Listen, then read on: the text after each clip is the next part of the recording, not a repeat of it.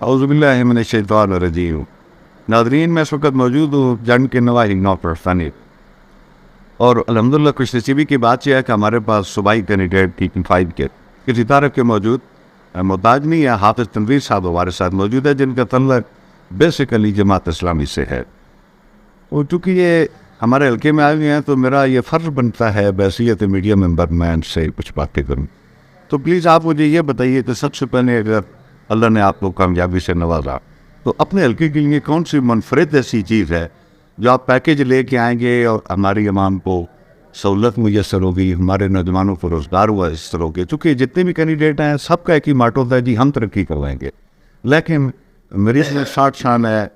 اس سے پہلے بھی بہت کچھ میں دیکھ چکا ہوں، لیکن آپ کی زبانی سننا چاہتے ہیں کہ آپ کیا کہنا چاہتے ہیں۔ جی بسم اللہ الرحمن الرحیم۔ آپ کا بہت شکریہ جناب، سب سے پہلے تو آپ نے وقت دیا اور مجھے بھی کچھ کہنے کا، کچھ بولنے کا موقع ملا۔ جماعت اسلامی ظاہر ہے کہ اس ملک کی وہ جماعت ہے جسے الحمدللہ اس ملک کا بچہ بچہ اس سے واقف بھی ہے، متعارف بھی ہے جی کہ یہ اس طرح کی عام روایتی جماعتوں سے بالکل مختلف ہے کہ جو وعدے وعیدوں پہ ہی قوم کو جنہوں نے پچھلے 75 سالوں سے چھوڑا ہوا، ہاں وہ وعدہ ہی کیا جو اکتفا، وعدہ ہی کیا جو وفا ہو گیا۔ تو اس لحاظ سے الحمدللہ جماعت اسلامی تو اقتدار میں جہاں اور جب بھی آئی ہے وہ تاریخ بھی آپ اٹھا کے دیکھ لیں، اور بالعموم جب اقتدار میں نہیں بھی ہوتی تو تب بھی الحمدللہ قوم کی خدمت اور خدمت خلق کا ایک جذبہ بھی اور عملی اس کا ایک بہت بڑا تجربہ بھی اندر موجود ہے خدمت فاؤنڈیشن کی صورت میں۔ اس حلقے کی آپ نے بات کی ہے P5 کی، تو آپ مجھ سے زیادہ بہتر جانتے ہیں کہ یہ حلقہ اس ملک پاکستان کا وہ پسماندہ ترین علاقہ ہے جو سندھ کے بعد صوبائی ہمارے صوبہ پنجاب میں اگر دیکھے گا، جیسے سندھ کو مثال دی جاتی ہے، یہ ہمارا جو ہے تحسین جھنڈ ہے۔ بالکل ٹھیک کہا ہے کہ سندھ کے وہ علاقے جنہیں تھر کے علاقے کہا جاتے ہیں، ان کی پسماندگی کو دیکھا جائے، بلوچستان کے پسماندہ ترین علاقوں کو دیکھا جائے تو بالکل یہ وہی نقشہ یہاں پر اس کا موجود ہے۔ اس حلقے کا پنجاب کی ایک پسماندہ ترین تحصیل ہے، اور یہاں پینے کے صاف پانی سے لے کر تعلیم کے مسائل، صحت کے مسائل اور بنیادی جتنی بھی سہولیات ہیں اس کا فقدان پایا جاتا ہے۔ ہمارے پاس کوئی سرکاری ایسی یونیورسٹی موجود نہیں، کوئی سرکاری ہاسپٹل نہیں، خدا نہ خاصا کسی مریض کو اگر کہیں لے جانا ہمیں یہ کی آواز آتی ہے جس کو راولپنڈی لے جائے، لاشیں اٹھاتے۔ جی، اور بدقسمتی یہ ہے کہ ہمارے لوگوں نے جن لوگوں پر اعتماد کیا، ان کو اسمبلیوں کے اندر بھیجا، پچھلے 75 سالوں سے ہم جن کو بھیج رہے ہیں، انہوں نے بھی اس حلقے کے ساتھ ایک سوتیلی ماں جیسا سلوک ہی کہنا چاہیے کہ وہی کیا ہے کہ باقی جگہوں پہ انہوں نے وقت دیا اور اس حلقے کو محروم ہی رکھا گیا ہے۔ اس لیے جماعت اسلامی نے اب مجھے یہ حکم دیا ہے یہاں سے الیکشن لڑنے کا۔ ہم الحمدللہ یہاں پر لوگوں کے پاس جا رہے ہیں، کریا گاؤں دیہات، اور لوگوں کو آپ نے باقاعدہ کمپین کا آغاز کر دیا ہے۔ ہم نے الحمدللہ اپنی کمپین کا اچھا، تھوڑی سی اس میں ایک اور چیز میں وضاحت چاہوں گا، چونکہ بقول عوام کے یا جو سینئر جتنے بھی مبصر یا صاحب الرائے لوگ ہیں، میری جب ان سے بات ہوتی ہے تو وہ کہتے ہیں کہ جی الیکشن آمد جو نظر آ رہی ہے متوقع نہیں لگ رہی، کیا آپ کیا سمجھتے ہیں کہ کیا الیکشن ہوں گے؟ دیکھیں، ایک غیر یقینی صورتحال تو موجود ہے، اور ملک کی جو دو بڑی کہہ رہے ہیں کہ مقتدر جماعتیں ہیں، وہ PDM ہو یا PTI ہو، PDM تو ایک مجموعہ ہے مختلف جماعتوں کا،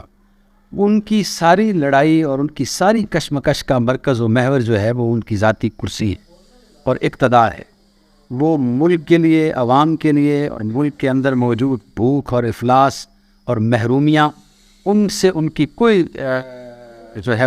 آیت نہیں ہے اور کوئی ان کا مقصد نہیں ہے۔ وہ آپس کی اقتدار کی ایک جنگ ہے، سارے کے سارے اداروں کو بھی انہوں نے اسی کے اندر ملوث کیا ہوا ہے اور اس کے اندر وہ مصروف ہیں۔ اس لیے یقینی طور پر یہ کہنا یا کسی تاریخ کا حوالہ دینا کہ یہاں تک الیکشن ہو جائیں گے، یہ تو ظاہر ہے کہ بالکل آپ نے ٹھیک کہا، ایک مشکل بات ہے، لیکن بہرحال اس میں بھی کوئی دو رائے نہیں ہے کہ ان مسائل کا حل اگر موجود ہے تو وہ بھی صرف الیکشن کے اندر ہی موجود ہے۔ مطلب امید پہ دنیا قائم ہے، امید پہ دنیا قائم ہے، اور انشاءاللہ العزیز ہماری جدوجہد بھی ہے، ہماری کوشش بھی ہے کہ ہم اپنے مقتدر حلقوں کو اس نقطے کے اوپر لے آئیں کہ وہ پورے ملک کے اندر قومی اسمبلی ہو یا صوبائی اسمبلیاں ہوں، ان کا الیکشن کروائیں،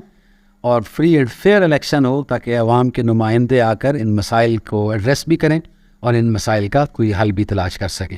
ہم انشاءاللہ العزیز اس حلقے کے اندر آپ نے جس طرح کہا کہ سب سے بڑا مسئلہ تو ظاہر ہے کہ تعلیم کا مسئلہ ہے. میرا نہیں خیال کہ ملک پاکستان کے کا کوئی چھوٹے سے چھوٹا بھی جو کوئی جو ہے وہ قابل ذکر شہر ہے وہ آج کسی بڑے اچھے تعلیمی ادارے یا یونیورسٹی سے محروم رکھا گیا ہے. لیکن یہ واحد حلقہ ہے اور یہ پوری تحصیل ہے کہ جہاں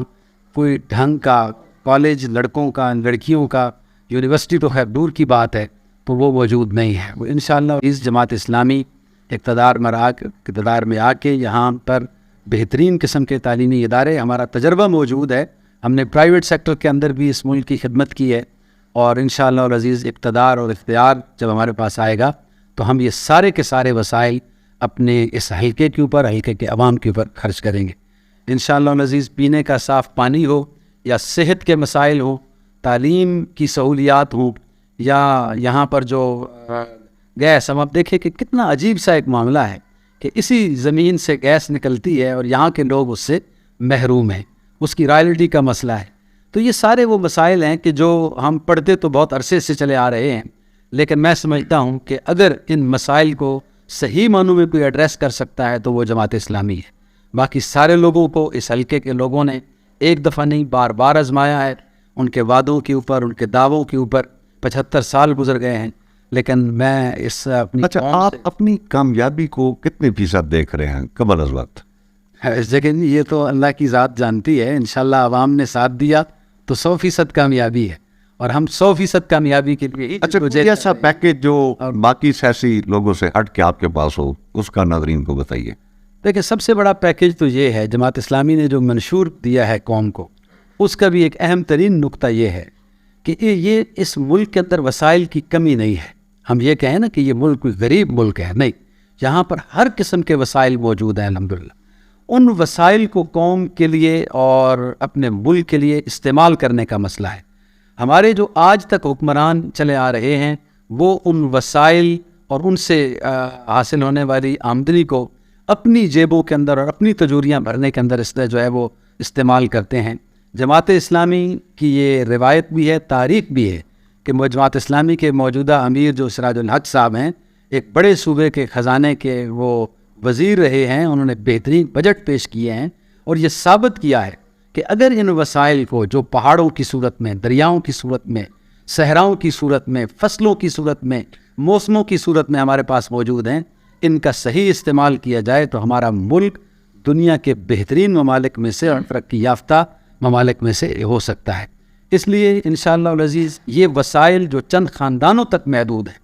اور چند لوگوں تک محدود ہیں، ان سے لے کر اور ہم اپنے عوام کے اوپر ان کو خرچ کریں گے، عوام کو دیں گے، اور آپ دیکھیں گے کہ انشاءاللہ تحصیل جنڈ بھی ترقی کرے گا، PP5 بھی ترقی کرے گا، اور یہ ملک اسلامی ملک ایک ملک ہے، اسلامی پاکستان بنے گا تو یہ خوشحال پاکستان بنے گا انشاءاللہ. بہت شکریہ جی.